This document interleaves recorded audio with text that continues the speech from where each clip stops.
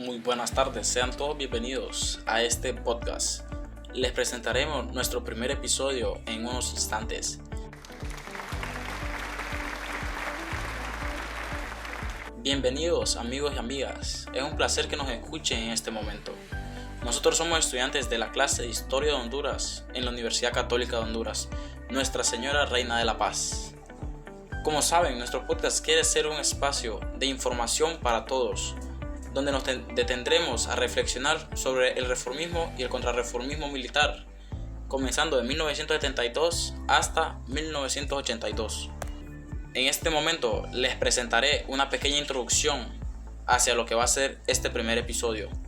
En este podcast hablaremos sobre el periodo de la historia de Honduras, comprendido entre 1972 y 1982, en el que se produjo un cambio de políticas gubernamentales, pasando de un reformismo progresista a un contrarreformismo militar. Primeramente, les presentaremos un contexto histórico. La década de los 70 estuvo marcada por la Guerra Fría y la lucha ideológica entre el capitalismo y el comunismo. La lucha ideológica entre el capitalismo y el comunismo es un tema que ha marcado la historia del siglo XX. Ambas corrientes ideológicas tienen versiones muy diferentes sobre cómo debe organizarse la sociedad y el papel que debe tener los individuos y el Estado en la misma. Primeramente tenemos el capitalismo. El capitalismo es un sistema económico y social basado en la propiedad privada, de los medios de producción y en la libre competencia entre empresas. Pero por otro lado, tenemos lo que es el comunismo. El comunismo es una corriente ideológica que define la abolición de la propiedad privada y la creación de una sociedad en la que los medios de producción sean propiedad colectiva y se distribuyan de una manera equitativa.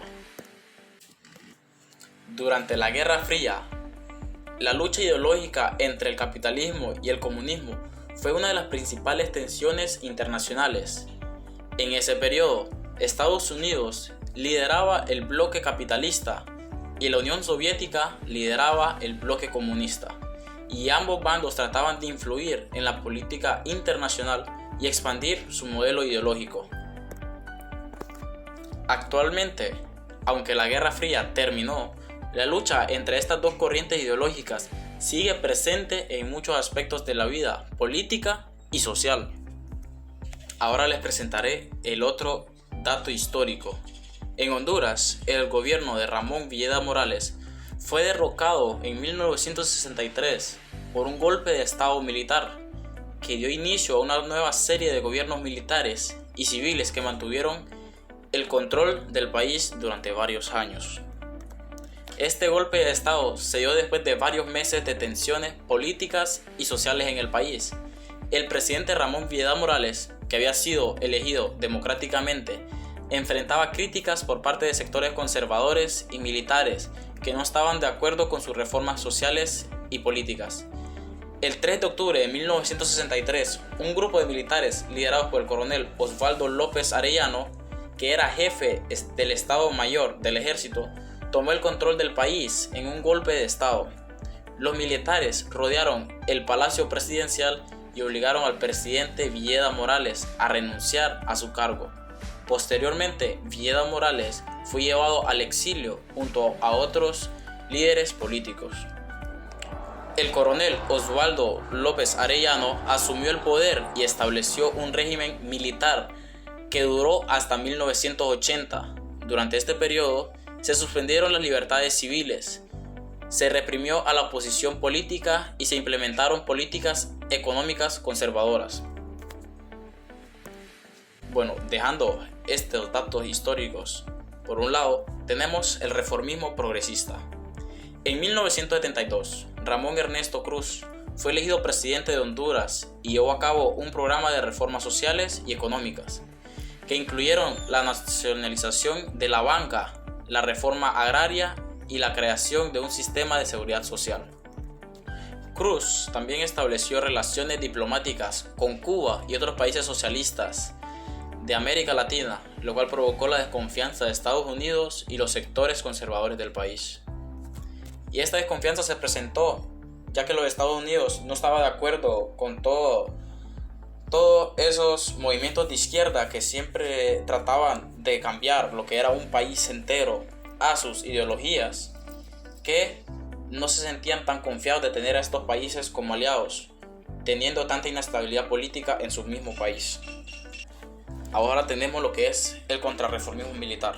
En 1975, el presidente Cruz fue derrocado en un golpe de estado liderado por el general Juan Alberto Melgar Castro, quien instauró un régimen militar que se caracterizó por la represión y la violación de los derechos humanos.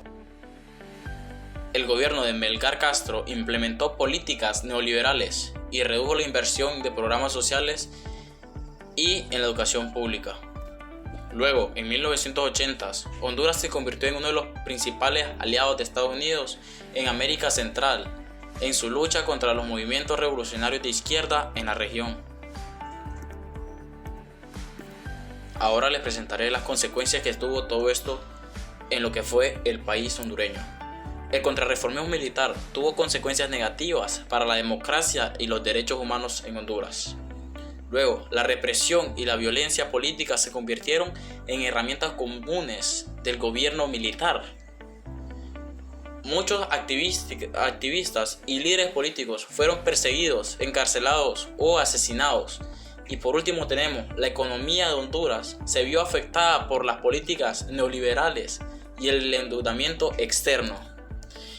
En conclusión, el periodo de 1972 a 1982 fue un momento de cambio en la política hondureña, en el que se pasó de un reformismo progresista a un contrarreformismo militar. El gobierno de Melgar Castro tuvo consecuencias negativas para la democracia y los derechos humanos en Honduras, y su legado todavía se siente en la actualidad.